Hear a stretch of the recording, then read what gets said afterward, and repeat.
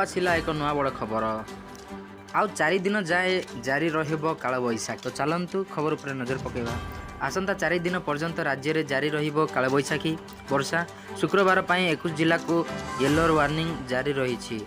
आंचलिक पाणीपाग केन्द्र से सबू जिला गुड़िक है बालेश्वर, भद्रक, जाजपुर, केन्द्रापड़ा, कटक, जगतसिंहपुर, पुरी, खोर्धा, नयागढ़, गंजाम, गजपति, केउंझर, मयूरभंज, अनुगोल, ढेंकानाल, रायगड़ा, नवरंगपुर, कलाहांडी, कंधमाल, कोरापुट, मालकानगिरी ए सबू जिले में घड़घड़ी बिजुली वर्षा सह घंटा प्रति 30 ରୁ 40 किमी बेगरे पवन बहिबार संभावना रही।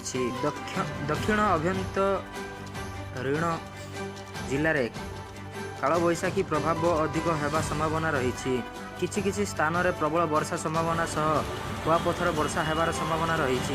से सबू जिला गुड़िक है गंजाम, गजपति, कोरापुट, मयूरभंज, बालेश्वर। सेहीपरि शनिवार 10 जिले में बिजुली घड़घड़ी सह वर्षा नहीं येलो वार्निंग जारी करा जाइछि। शनिवार कालबैशाखी प्रभाव सामान्य कमिबा परे 30 ରୁ पुणी प्रभाव बढ़िबा नहीं पाणीपाग विभाग पूर्वानुमान करिछि।